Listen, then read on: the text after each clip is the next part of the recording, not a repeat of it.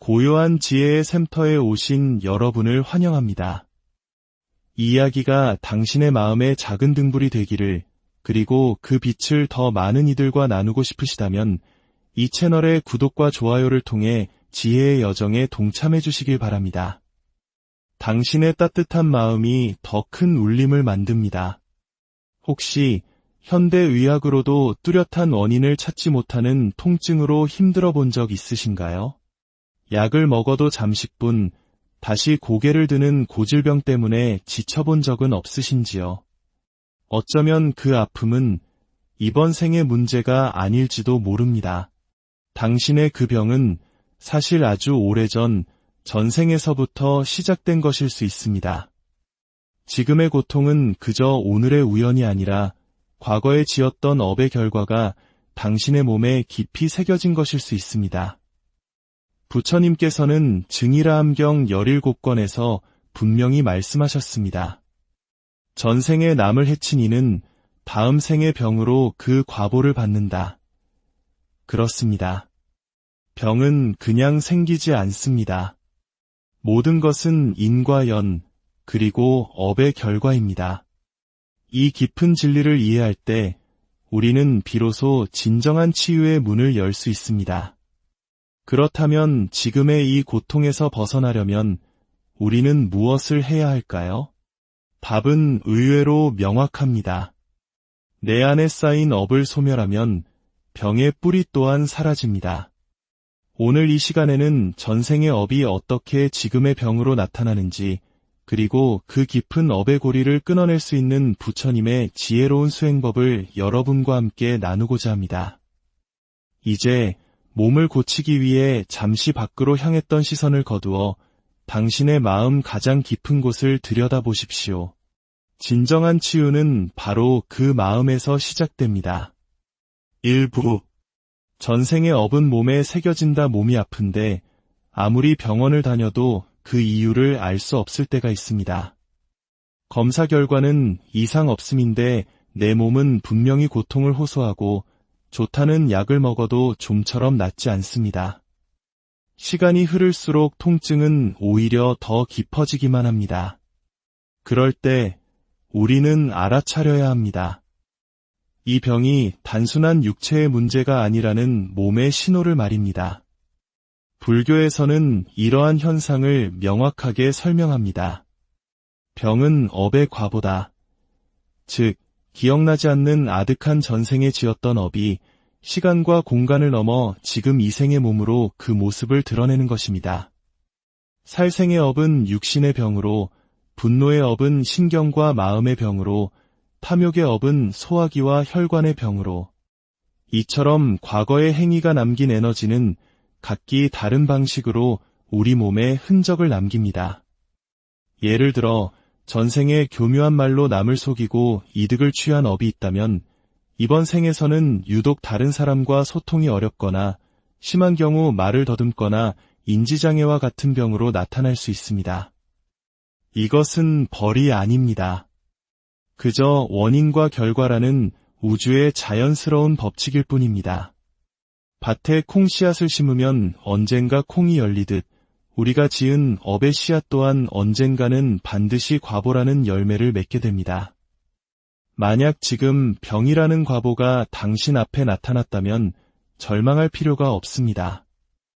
오히려 그것은 지금이 바로 그 업장을 소멸할 수 있는 가장 좋은 기회라는 신호입니다. 왜 하필 나에게만 이런 고통이 찾아왔을까 하는 한탄보다 더 중요한 것은 지금부터 어떤 마음으로 살아갈 것인가 하는 다짐입니다. 몸이 아픈 바로 이 순간이야말로 과거의 어두운 인연을 끊고 새로운 삶을 만들 수 있는 가장 강력한 전환점입니다. 그래서 병은 무조건 나쁜 것만은 아닙니다. 그 고통이 우리를 더 깊은 수행의 길로 이끄는 계기가 될 수 있기 때문입니다. 부처님께서는 병든 자를 그저 고통받는 이가 아닌 수행의 문턱에 선 사람이라 부르셨습니다. 이제 몸이 아닌 마음을 돌아볼 시간입니다. 그 안에 모든 해답이 있습니다.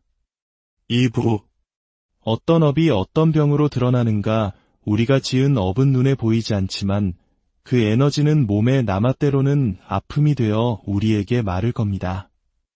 불교 경전에서는 업의 종류에 따라 몸에 드러나는 병도 달라진다고 가르칩니다. 첫째, 살생의 업입니다.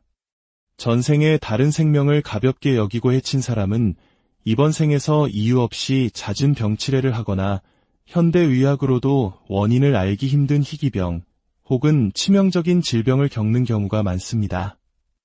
이는 단순한 처벌의 개념이 아니라 생명을 해친 행위가 남긴 차가운 에너지가 고통이 되어 자신에게 되돌아오는 것입니다. 둘째, 분노와 증오의 업입니다. 늘 가슴에 화를 품고 남을 미워하는 마음으로 살았다면 그 뜨거운 분노의 에너지는 식지 않고 몸에 쌓입니다.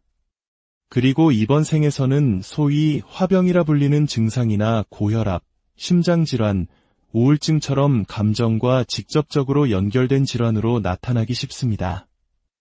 마음속에 쌓인 분노는 결국 몸을 공격하는 가장 무서운 독이 됩니다.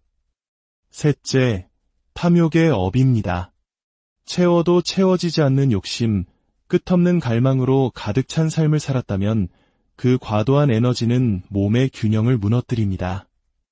소화기 질환, 비만, 당뇨, 혈관계 질환처럼 욕망을 조절하지 못한 결과가 몸에 그대로 병으로 남는 경우가 많습니다.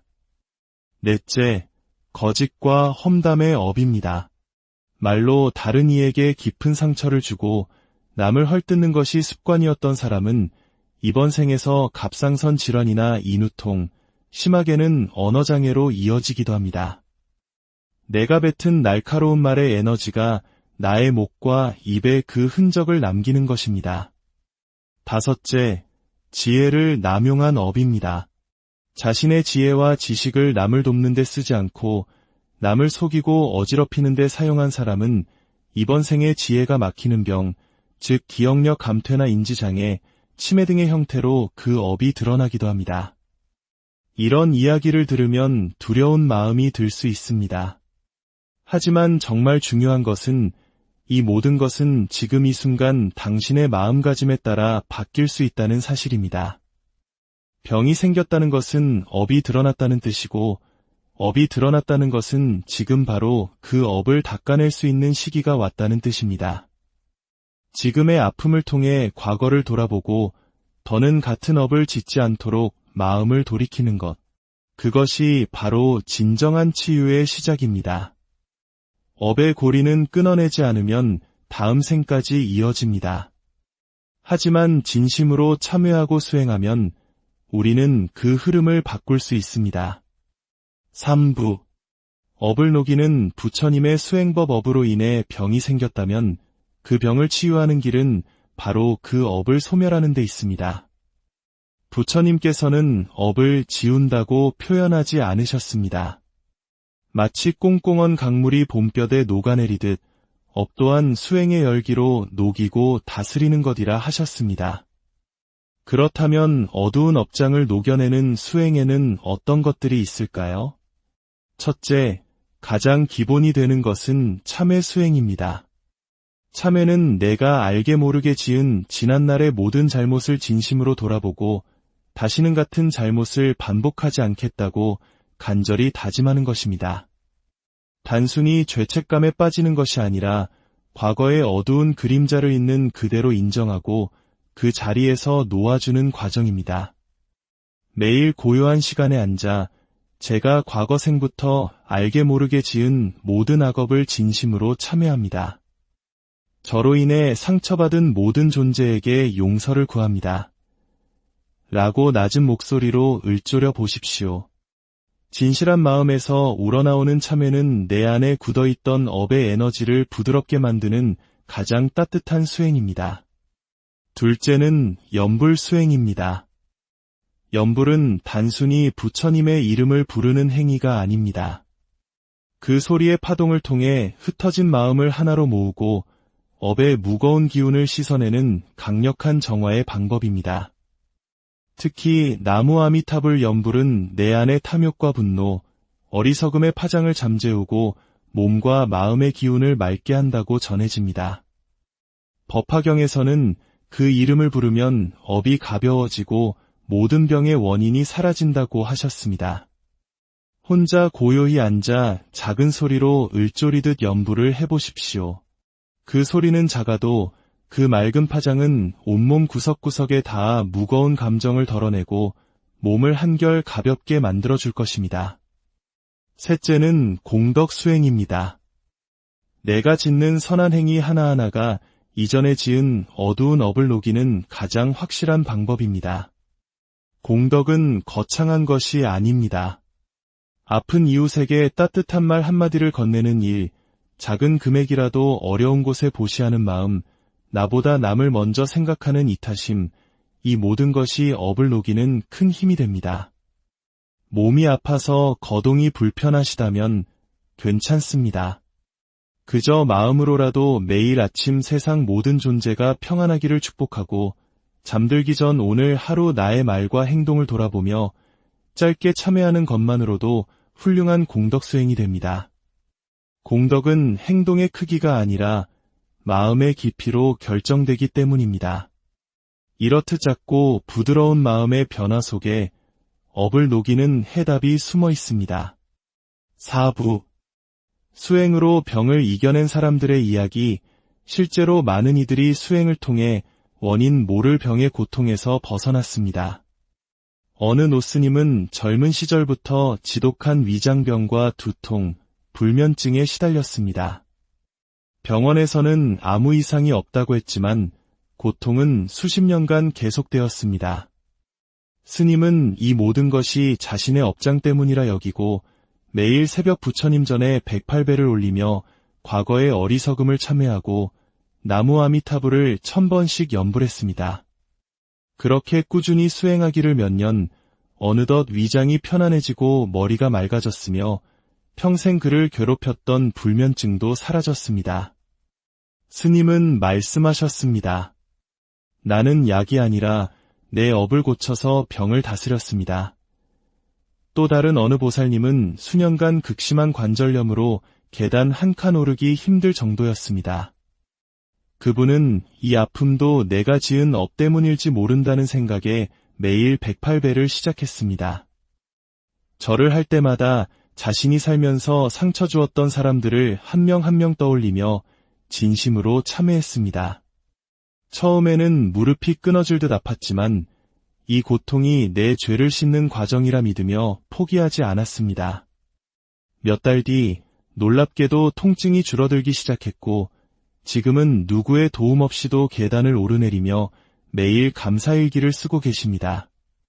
이분들의 공통점은 고통이 찾아왔을 때 그 원인을 밖에서 찾지 않고 자신의 내면에서 찾았다는 점입니다. 그리고 꾸준함과 인내, 진심으로 자신의 마음을 바꾸려 노력했습니다.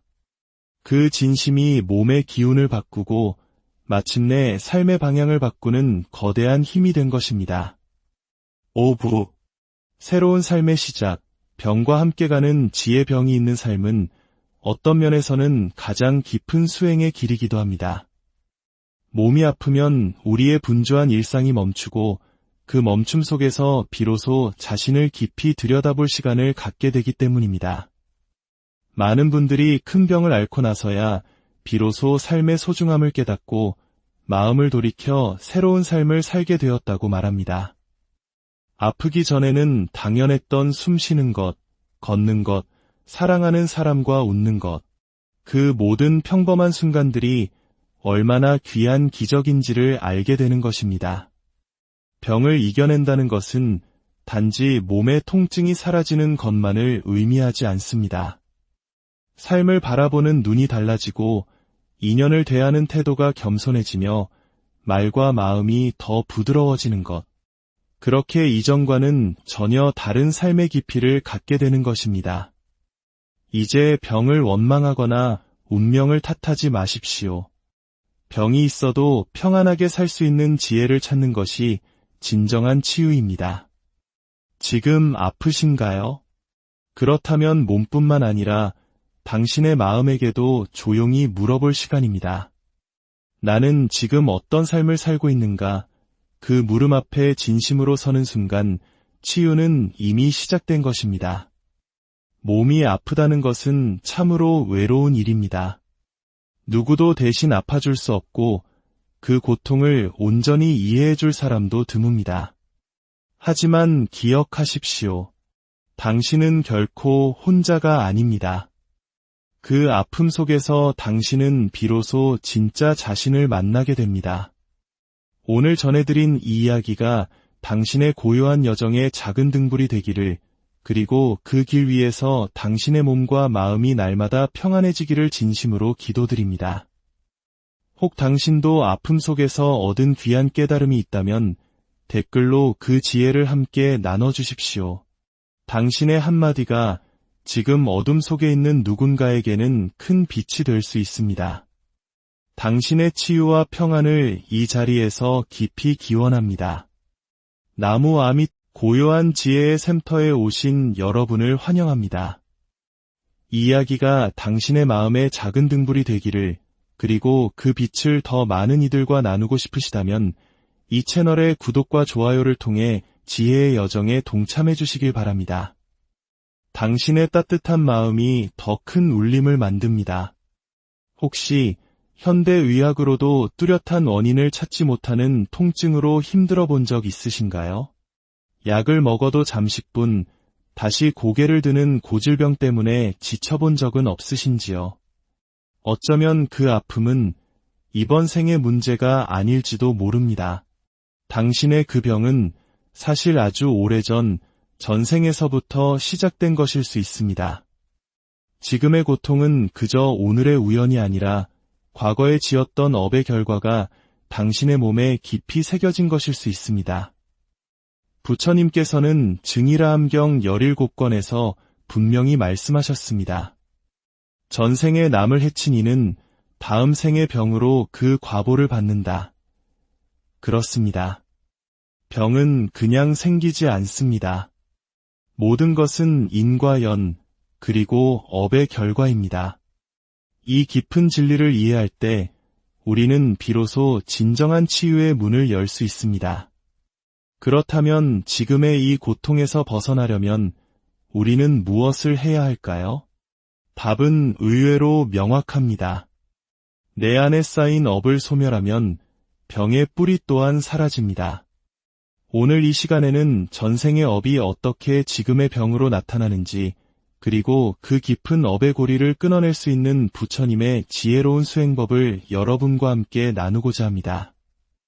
이제 몸을 고치기 위해 잠시 밖으로 향했던 시선을 거두어 당신의 마음 가장 깊은 곳을 들여다보십시오. 진정한 치유는 바로 그 마음에서 시작됩니다.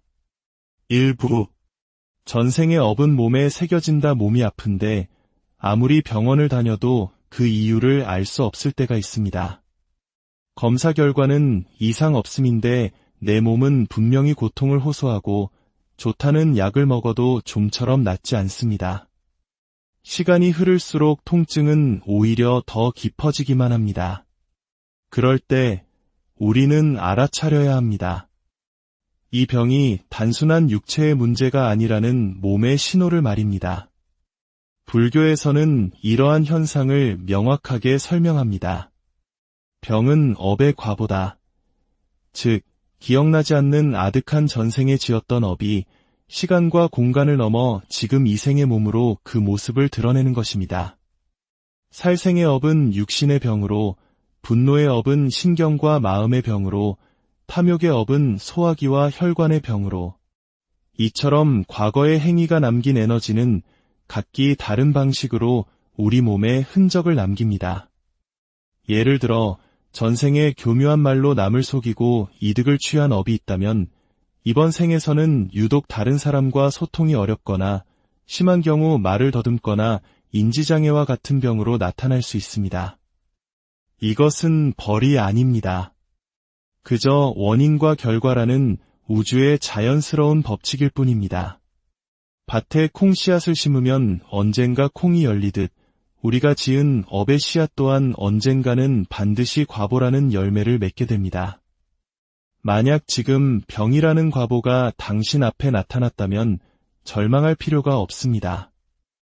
오히려 그것은 지금이 바로 그 업장을 소멸할 수 있는 가장 좋은 기회라는 신호입니다. 왜 하필 나에게만 이런 고통이 찾아왔을까 하는 한탄보다 더 중요한 것은 지금부터 어떤 마음으로 살아갈 것인가 하는 다짐입니다. 몸이 아픈 바로 이 순간이야말로 과거의 어두운 인연을 끊고 새로운 삶을 만들 수 있는 가장 강력한 전환점입니다. 그래서 병은 무조건 나쁜 것만은 아닙니다. 그 고통이 우리를 더 깊은 수행의 길로 이끄는 계기가 될 수 있기 때문입니다.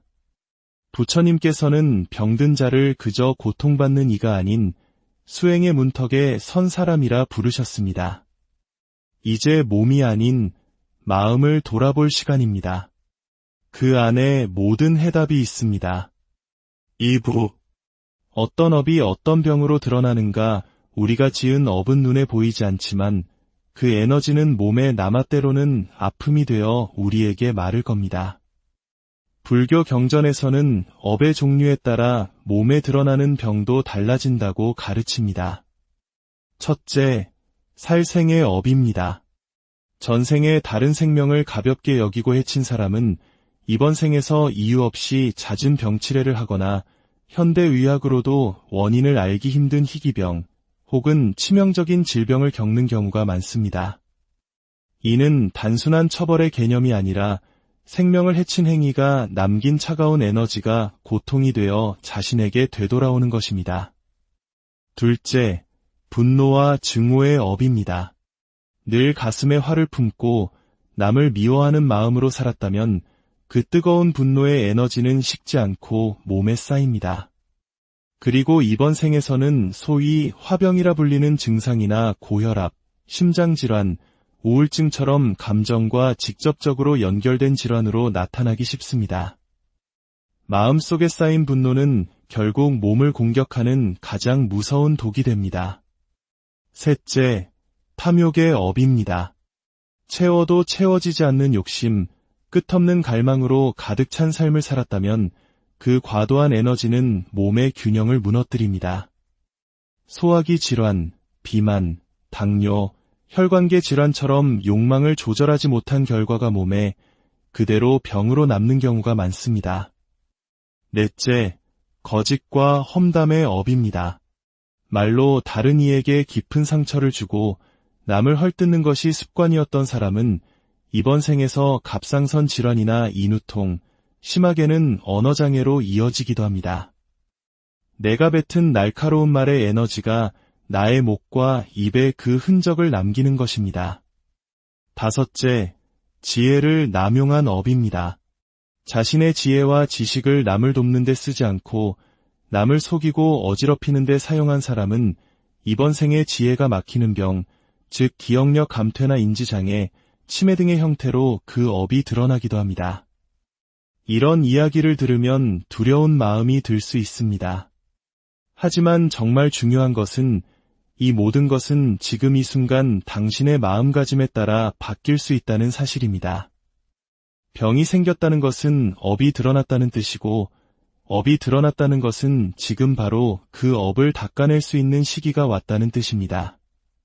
지금의 아픔을 통해 과거를 돌아보고 더는 같은 업을 짓지 않도록 마음을 돌이키는 것, 그것이 바로 진정한 치유의 시작입니다. 업의 고리는 끊어내지 않으면 다음 생까지 이어집니다. 하지만 진심으로 참여하고 수행하면 우리는 그 흐름을 바꿀 수 있습니다. 3부.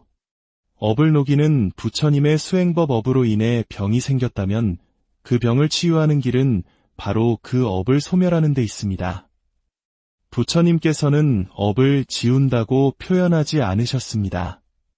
마치 꽁꽁언 강물이 봄볕에 녹아내리듯 업 또한 수행의 열기로 녹이고 다스리는 것이라 하셨습니다. 그렇다면 어두운 업장을 녹여내는 수행에는 어떤 것들이 있을까요? 첫째, 가장 기본이 되는 것은 참회 수행입니다.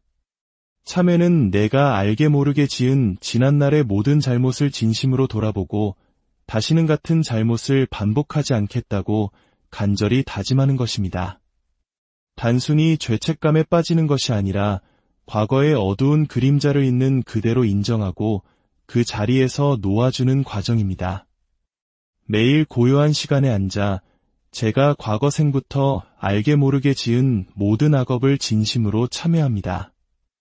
저로 인해 상처받은 모든 존재에게 용서를 구합니다. 라고 낮은 목소리로 읊조려 보십시오. 진실한 마음에서 우러나오는 참회는 내 안에 굳어있던 업의 에너지를 부드럽게 만드는 가장 따뜻한 수행입니다. 둘째는 연불 수행입니다.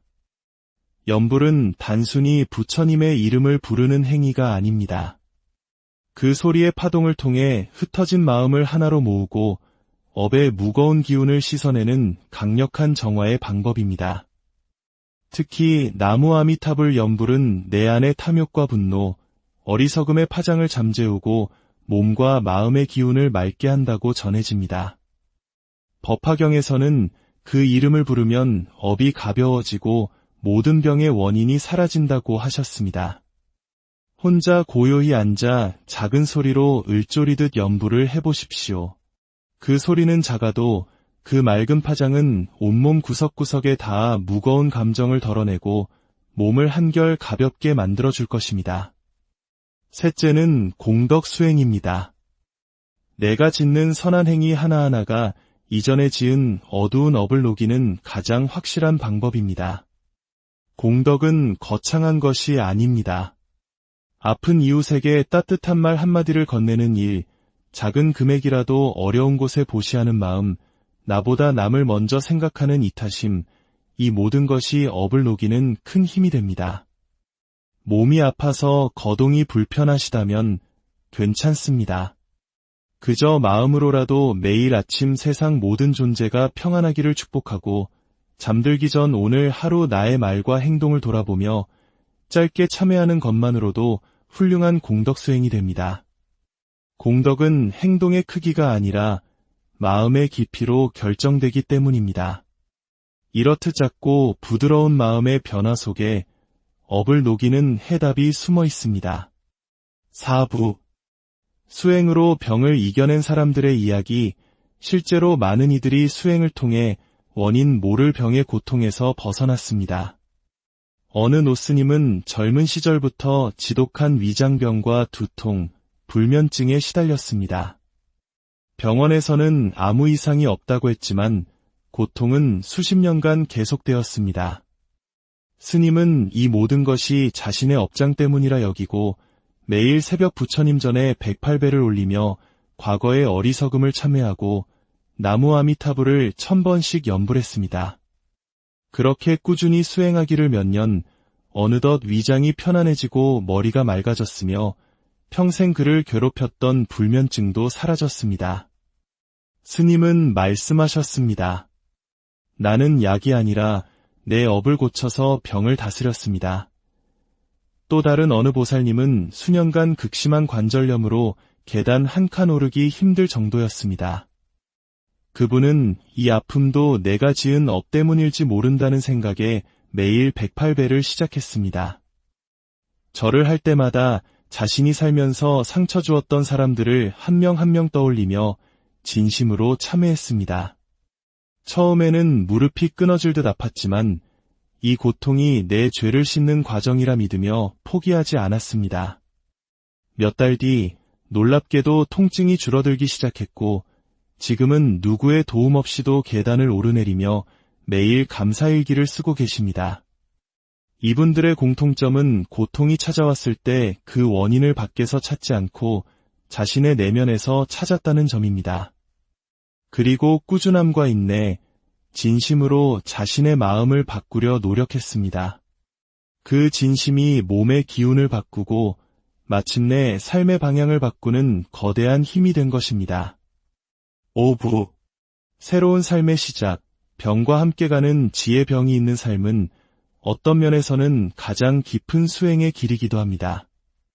몸이 아프면 우리의 분주한 일상이 멈추고 그 멈춤 속에서 비로소 자신을 깊이 들여다볼 시간을 갖게 되기 때문입니다. 많은 분들이 큰 병을 앓고 나서야 비로소 삶의 소중함을 깨닫고 마음을 돌이켜 새로운 삶을 살게 되었다고 말합니다. 아프기 전에는 당연했던 숨 쉬는 것, 걷는 것, 사랑하는 사람과 웃는 것, 그 모든 평범한 순간들이 얼마나 귀한 기적인지를 알게 되는 것입니다. 병을 이겨낸다는 것은 단지 몸의 통증이 사라지는 것만을 의미하지 않습니다. 삶을 바라보는 눈이 달라지고 인연을 대하는 태도가 겸손해지며 말과 마음이 더 부드러워지는 것. 그렇게 이전과는 전혀 다른 삶의 깊이를 갖게 되는 것입니다. 이제 병을 원망하거나 운명을 탓하지 마십시오. 병이 있어도 평안하게 살 수 있는 지혜를 찾는 것이 진정한 치유입니다. 지금 아프신가요? 그렇다면 몸뿐만 아니라 당신의 마음에게도 조용히 물어볼 시간입니다. 나는 지금 어떤 삶을 살고 있는가? 그 물음 앞에 진심으로 서는 순간 치유는 이미 시작된 것입니다. 몸이 아프다는 것은 참으로 외로운 일입니다. 누구도 대신 아파줄 수 없고 그 고통을 온전히 이해해줄 사람도 드뭅니다. 하지만 기억하십시오. 당신은 결코 혼자가 아닙니다. 그 아픔 속에서 당신은 비로소 진짜 자신을 만나게 됩니다. 오늘 전해드린 이 이야기가 당신의 고요한 여정의 작은 등불이 되기를, 그리고 그 길 위에서 당신의 몸과 마음이 날마다 평안해지기를 진심으로 기도드립니다. 혹 당신도 아픔 속에서 얻은 귀한 깨달음이 있다면 댓글로 그 지혜를 함께 나눠주십시오. 당신의 한마디가 지금 어둠 속에 있는 누군가에게는 큰 빛이 될 수 있습니다. 당신의 치유와 평안을 이 자리에서 깊이 기원합니다. 나무 아밋 고요한 지혜의 샘터에 오신 여러분을 환영합니다. 이 이야기가 당신의 마음의 작은 등불이 되기를, 그리고 그 빛을 더 많은 이들과 나누고 싶으시다면 이 채널의 구독과 좋아요를 통해 지혜의 여정에 동참해 주시길 바랍니다. 당신의 따뜻한 마음이 더 큰 울림을 만듭니다. 혹시 현대의학으로도 뚜렷한 원인을 찾지 못하는 통증으로 힘들어 본 적 있으신가요? 약을 먹어도 잠시뿐 다시 고개를 드는 고질병 때문에 지쳐본 적은 없으신지요? 어쩌면 그 아픔은 이번 생의 문제가 아닐지도 모릅니다. 당신의 그 병은 사실 아주 오래전 전생에서부터 시작된 것일 수 있습니다. 지금의 고통은 그저 오늘의 우연이 아니라 과거에 지었던 업의 결과가 당신의 몸에 깊이 새겨진 것일 수 있습니다. 부처님께서는 증일아함경 17권에서 분명히 말씀하셨습니다. 전생에 남을 해친 이는 다음 생의 병으로 그 과보를 받는다. 그렇습니다. 병은 그냥 생기지 않습니다. 모든 것은 인과 연, 그리고 업의 결과입니다. 이 깊은 진리를 이해할 때 우리는 비로소 진정한 치유의 문을 열 수 있습니다. 그렇다면 지금의 이 고통에서 벗어나려면 우리는 무엇을 해야 할까요? 답은 의외로 명확합니다. 내 안에 쌓인 업을 소멸하면 병의 뿌리 또한 사라집니다. 오늘 이 시간에는 전생의 업이 어떻게 지금의 병으로 나타나는지, 그리고 그 깊은 업의 고리를 끊어낼 수 있는 부처님의 지혜로운 수행법을 여러분과 함께 나누고자 합니다.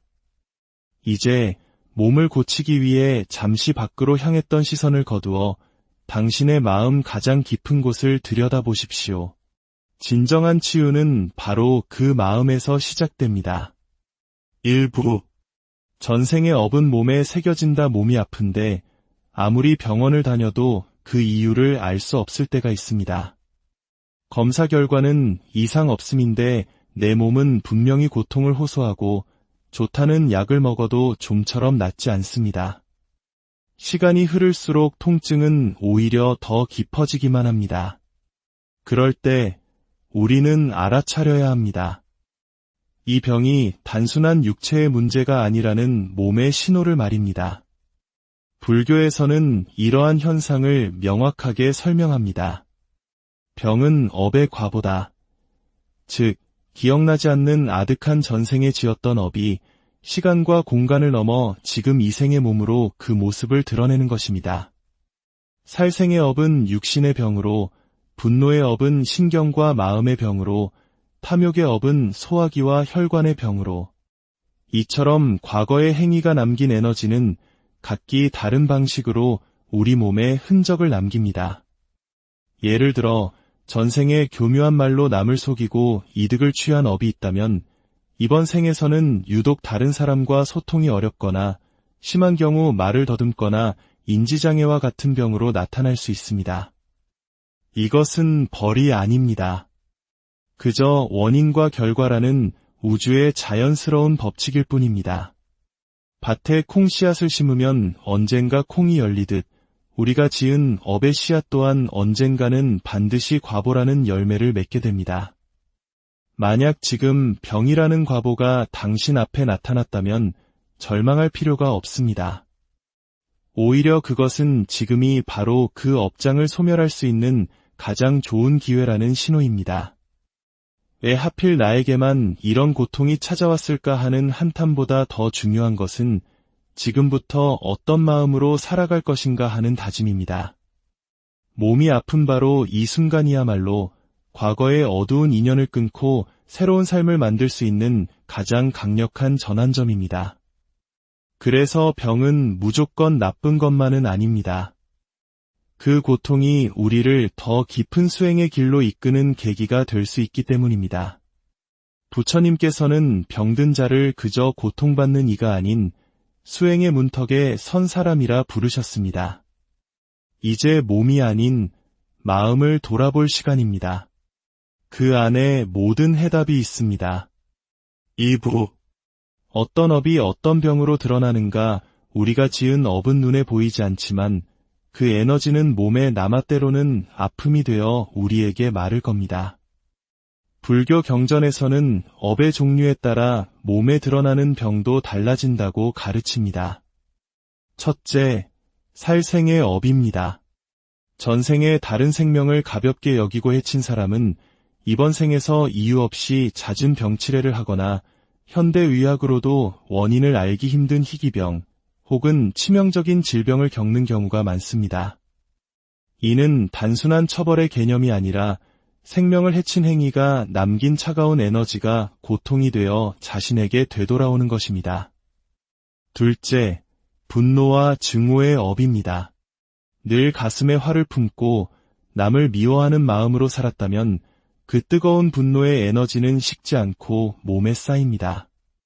그리고 이번 생에서는 소위 화병이라 불리는 증상이나 고혈압, 심장질환, 우울증처럼 감정과 직접적으로 연결된 질환으로 나타나기 쉽습니다. 마음속에 쌓인 분노는 결국 몸을 공격하는 가장 무서운 독이 됩니다. 셋째, 탐욕의 업입니다. 채워도 채워지지 않는 욕심, 끝없는 갈망으로 가득 찬 삶을 살았다면 그 과도한 에너지는 몸의 균형을 무너뜨립니다. 소화기 질환, 비만, 당뇨, 혈관계 질환처럼 욕망을 조절하지 못한 결과가 몸에 그대로 병으로 남는 경우가 많습니다. 넷째, 거짓과 험담의 업입니다. 말로 다른 이에게 깊은 상처를 주고 남을 헐뜯는 것이 습관이었던 사람은 이번 생에서 갑상선 질환이나 인후통, 심하게는 언어장애로 이어지기도 합니다. 내가 뱉은 날카로운 말의 에너지가 나의 목과 입에 그 흔적을 남기는 것입니다. 다섯째, 지혜를 남용한 업입니다. 자신의 지혜와 지식을 남을 돕는 데 쓰지 않고 남을 속이고 어지럽히는 데 사용한 사람은 이번 생에 지혜가 막히는 병, 즉 기억력 감퇴나 인지장애, 치매 등의 형태로 그 업이 드러나기도 합니다. 이런 이야기를 들으면 두려운 마음이 들 수 있습니다. 하지만 정말 중요한 것은 이 모든 것은 지금 이 순간 당신의 마음가짐에 따라 바뀔 수 있다는 사실입니다. 병이 생겼다는 것은 업이 드러났다는 뜻이고 업이 드러났다는 것은 지금 바로 그 업을 닦아낼 수 있는 시기가 왔다는 뜻입니다. 지금의 아픔을 통해 과거를 돌아보고 더는 같은 업을 짓지 않도록 마음을 돌이키는 것, 그것이 바로 진정한 치유의 시작입니다. 업의 고리는 끊어내지 않으면 다음 생까지 이어집니다. 하지만 진심으로 참회하고 수행하면 우리는 그 흐름을 바꿀 수 있습니다. 3부. 업을 녹이는 부처님의 수행법. 업으로 인해 병이 생겼다면 그 병을 치유하는 길은 바로 그 업을 소멸하는 데 있습니다. 부처님께서는 업을 지운다고 표현하지 않으셨습니다. 마치 꽁꽁언 강물이 봄볕에 녹아내리듯 업 또한 수행의 열기로 녹이고 다스리는 것이라 하셨습니다. 그렇다면 어두운 업장을 녹여내는 수행에는 어떤 것들이 있을까요? 첫째, 가장 기본이 되는 것은 참회 수행입니다. 참회는 내가 알게 모르게 지은 지난날의 모든 잘못을 진심으로 돌아보고 다시는 같은 잘못을 반복하지 않겠다고 간절히 다짐하는 것입니다. 단순히 죄책감에 빠지는 것이 아니라 과거의 어두운 그림자를 있는 그대로 인정하고 그 자리에서 놓아주는 과정입니다. 매일 고요한 시간에 앉아 제가 과거 생부터 알게 모르게 지은 모든 악업을 진심으로 참회합니다. 저로 인해 상처받은 모든 존재에게 용서를 구합니다. 라고 낮은 목소리로 읊조려 보십시오. 진실한 마음에서 우러나오는 참회는 내 안에 굳어있던 업의 에너지를 부드럽게 만드는 가장 따뜻한 수행입니다. 둘째는 염불 수행입니다. 염불은 단순히 부처님의 이름을 부르는 행위가 아닙니다. 그 소리의 파동을 통해 흩어진 마음을 하나로 모으고 업의 무거운 기운을 씻어내는 강력한 정화의 방법입니다. 특히 나무 아미타불 염불은 내 안의 탐욕과 분노, 어리석음의 파장을 잠재우고 몸과 마음의 기운을 맑게 한다고 전해집니다. 법화경에서는 그 이름을 부르면 업이 가벼워지고 모든 병의 원인이 사라진다고 하셨습니다. 혼자 고요히 앉아 작은 소리로 읊조리듯 염불을 해보십시오. 그 소리는 작아도 그 맑은 파장은 온몸 구석구석에 닿아 무거운 감정을 덜어내고 몸을 한결 가볍게 만들어줄 것입니다. 셋째는 공덕 수행입니다. 내가 짓는 선한 행위 하나하나가 이전에 지은 어두운 업을 녹이는 가장 확실한 방법입니다. 공덕은 거창한 것이 아닙니다. 아픈 이웃에게 따뜻한 말 한마디를 건네는 일, 작은 금액이라도 어려운 곳에 보시하는 마음, 나보다 남을 먼저 생각하는 이타심, 이 모든 것이 업을 녹이는 큰 힘이 됩니다. 몸이 아파서 거동이 불편하시다면 괜찮습니다. 그저 마음으로라도 매일 아침 세상 모든 존재가 평안하기를 축복하고 잠들기 전 오늘 하루 나의 말과 행동을 돌아보며 짧게 참회하는 것만으로도 훌륭한 공덕 수행이 됩니다. 공덕은 행동의 크기가 아니라 마음의 깊이로 결정되기 때문입니다. 이렇듯 작고 부드러운 마음의 변화 속에 업을 녹이는 해답이 숨어 있습니다. 4부. 수행으로 병을 이겨낸 사람들의 이야기. 실제로 많은 이들이 수행을 통해 원인 모를 병의 고통에서 벗어났습니다. 어느 노스님은 젊은 시절부터 지독한 위장병과 두통, 불면증에 시달렸습니다. 병원에서는 아무 이상이 없다고 했지만 고통은 수십 년간 계속되었습니다. 스님은 이 모든 것이 자신의 업장 때문이라 여기고 매일 새벽 부처님 전에 108배를 올리며 과거의 어리석음을 참회하고 나무 아미타불을 1000번씩 염불했습니다. 그렇게 꾸준히 수행하기를 몇 년, 어느덧 위장이 편안해지고 머리가 맑아졌으며 평생 그를 괴롭혔던 불면증도 사라졌습니다. 스님은 말씀하셨습니다. 나는 약이 아니라 내 업을 고쳐서 병을 다스렸습니다. 또 다른 어느 보살님은 수년간 극심한 관절염으로 계단 한 칸 오르기 힘들 정도였습니다. 그분은 이 아픔도 내가 지은 업 때문일지 모른다는 생각에 매일 108배를 시작했습니다. 절을 할 때마다 자신이 살면서 상처 주었던 사람들을 한 명 한 명 떠올리며 진심으로 참회했습니다. 처음에는 무릎이 끊어질 듯 아팠지만 이 고통이 내 죄를 씻는 과정이라 믿으며 포기하지 않았습니다. 몇 달 뒤 놀랍게도 통증이 줄어들기 시작했고 지금은 누구의 도움 없이도 계단을 오르내리며 매일 감사일기를 쓰고 계십니다. 이분들의 공통점은 고통이 찾아왔을 때 그 원인을 밖에서 찾지 않고 자신의 내면에서 찾았다는 점입니다.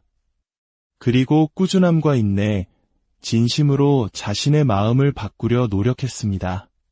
그 진심이 몸의 기운을 바꾸고 마침내 삶의 방향을 바꾸는 거대한 힘이 된 것입니다. 5부. 새로운 삶의 시작, 병과 함께 가는 지혜. 병이 있는 삶은 어떤 면에서는 가장 깊은 수행의 길이기도 합니다. 몸이 아프면 우리의 분주한 일상이 멈추고 그 멈춤 속에서 비로소 자신을 깊이 들여다볼 시간을 갖게 되기 때문입니다. 많은 분들이 큰 병을 앓고 나서야 비로소 삶의 소중함을 깨닫고 마음을 돌이켜 새로운 삶을 살게 되었다고 말합니다.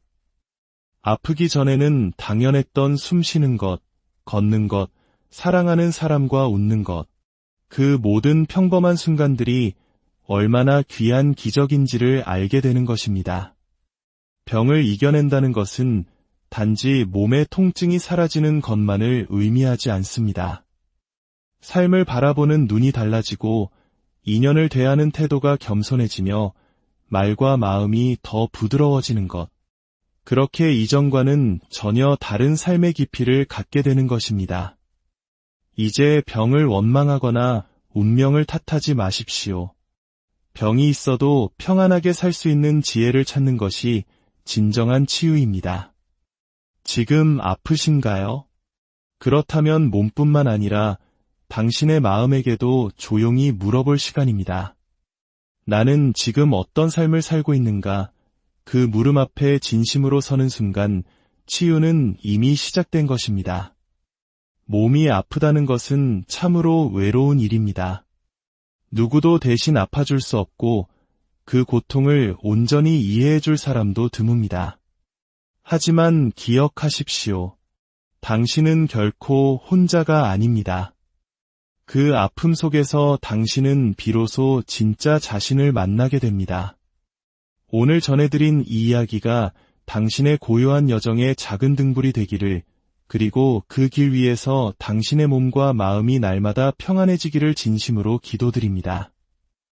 혹 당신도 아픔 속에서 얻은 귀한 깨달음이 있다면 댓글로 그 지혜를 함께 나눠주십시오.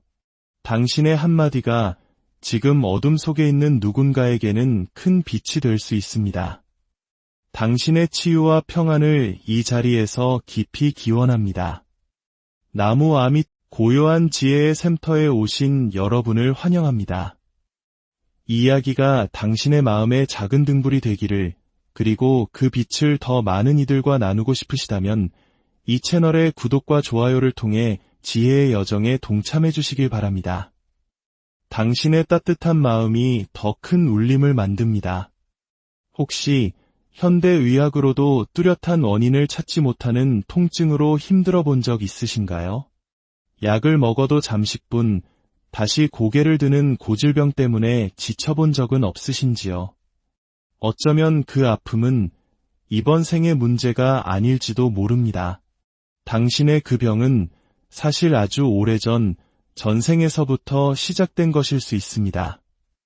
지금의 고통은 그저 오늘의 우연이 아니라 과거에 지었던 업의 결과가 당신의 몸에 깊이 새겨진 것일 수 있습니다.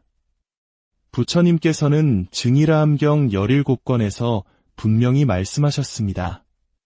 전생에 남을 해친 이는 다음 생의 병으로 그 과보를 받는다. 그렇습니다. 병은 그냥 생기지 않습니다.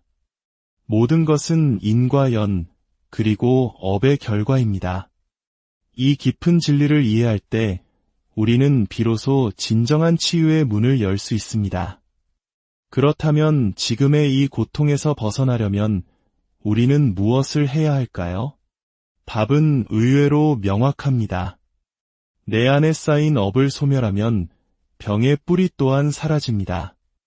오늘 이 시간에는 전생의 업이 어떻게 지금의 병으로 나타나는지, 그리고 그 깊은 업의 고리를 끊어낼 수 있는 부처님의 지혜로운 수행법을 여러분과 함께 나누고자 합니다. 이제 몸을 고치기 위해 잠시 밖으로 향했던 시선을 거두어 당신의 마음 가장 깊은 곳을 들여다보십시오. 진정한 치유는 바로 그 마음에서 시작됩니다. 일부 전생의 업은 몸에 새겨진다. 몸이 아픈데 아무리 병원을 다녀도 그 이유를 알 수 없을 때가 있습니다.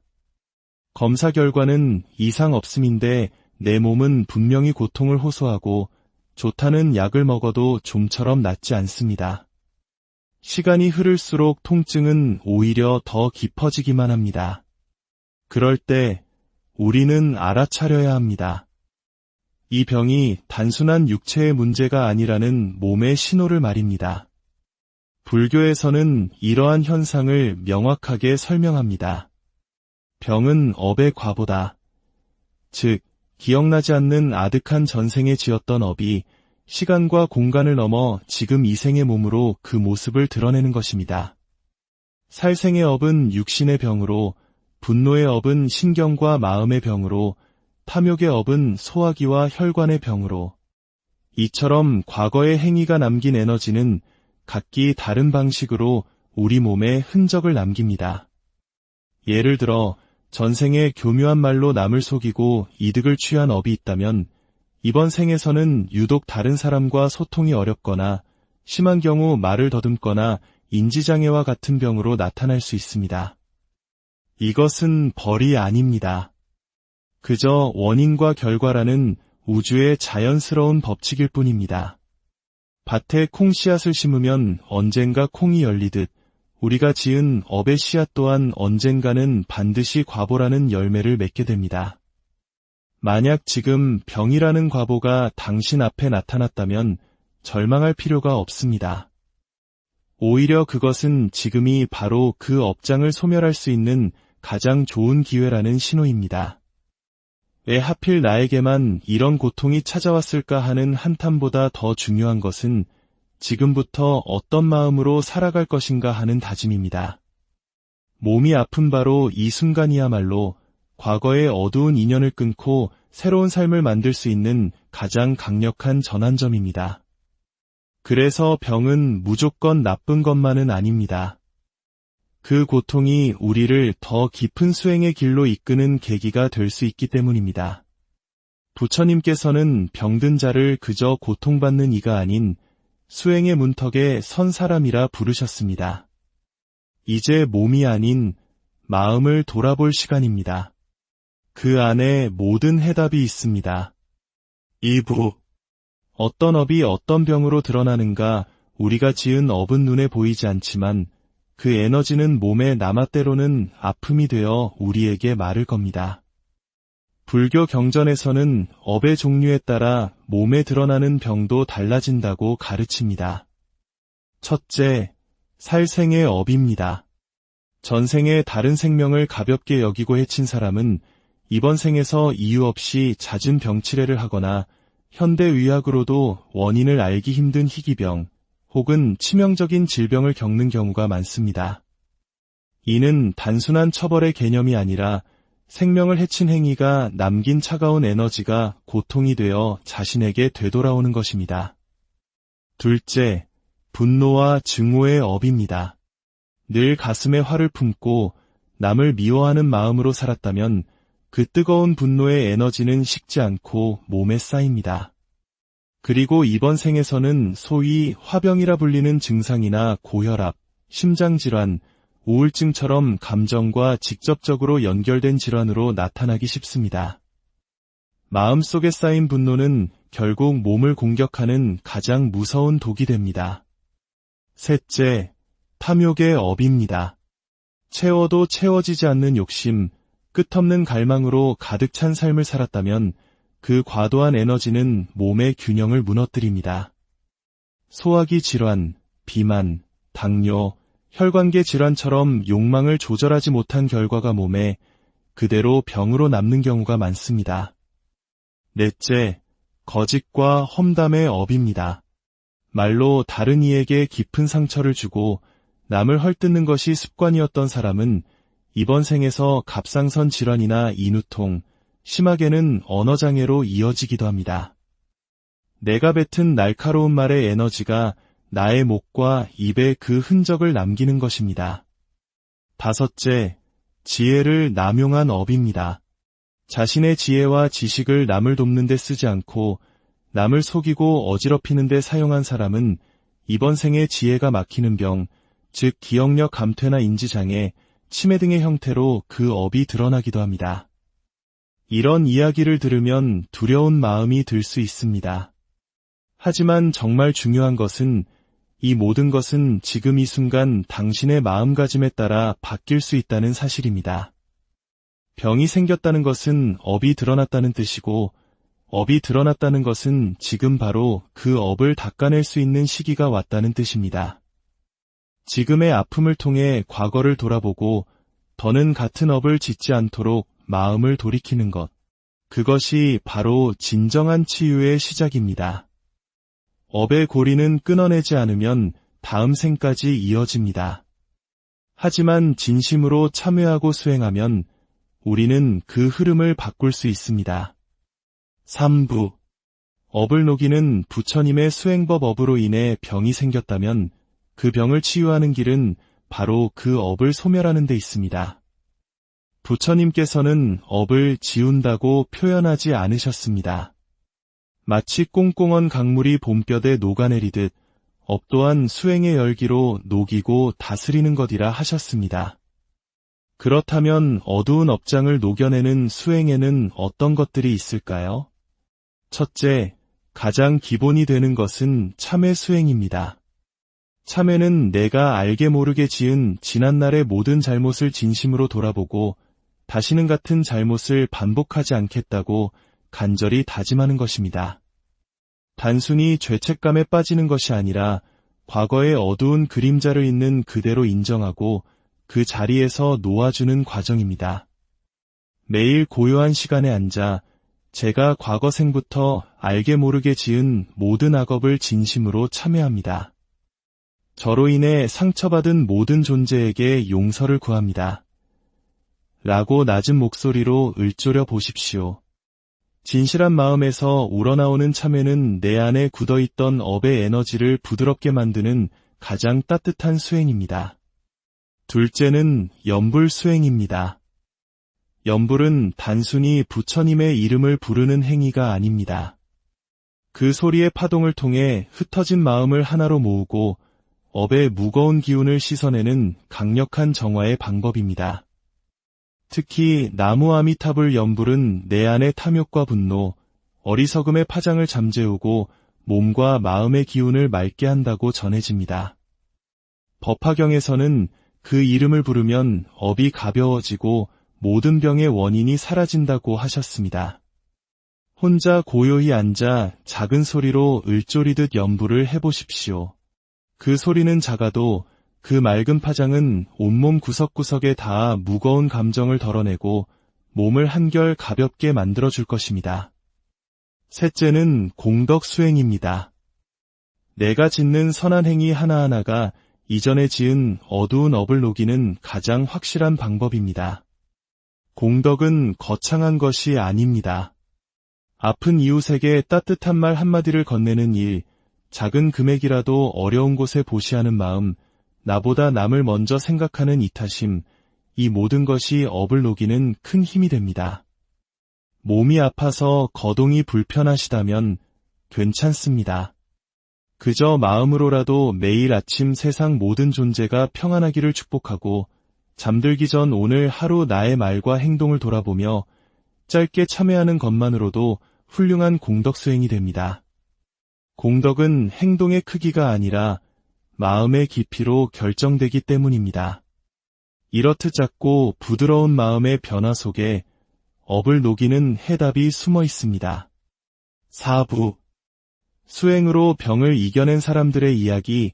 실제로 많은 이들이 수행을 통해 원인 모를 병의 고통에서 벗어났습니다. 어느 노스님은 젊은 시절부터 지독한 위장병과 두통, 불면증에 시달렸습니다. 병원에서는 아무 이상이 없다고 했지만 고통은 수십 년간 계속되었습니다. 스님은 이 모든 것이 자신의 업장 때문이라 여기고 매일 새벽 부처님 전에 108배를 올리며 과거의 어리석음을 참회하고 나무 아미타불을 1000번씩 염불했습니다. 그렇게 꾸준히 수행하기를 몇 년, 어느덧 위장이 편안해지고 머리가 맑아졌습니다.